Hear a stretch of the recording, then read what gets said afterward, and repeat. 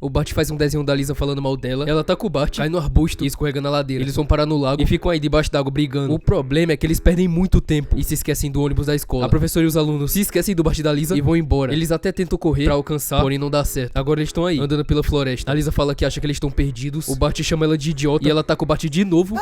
Ele corre, por enquanto que a professora tá na diretoria, chorando, contando pro diretor que perdeu o Bart e a Lisa. O diretor só pensa, tá, ok, mais 2 pra lista. E ele fala pro zelador colocar mais 2 nomes no mural dos alunos perdidos. E pense na quantidade de alunos. Me impressiona esse tanto de nome. Crianças com nomes compridos.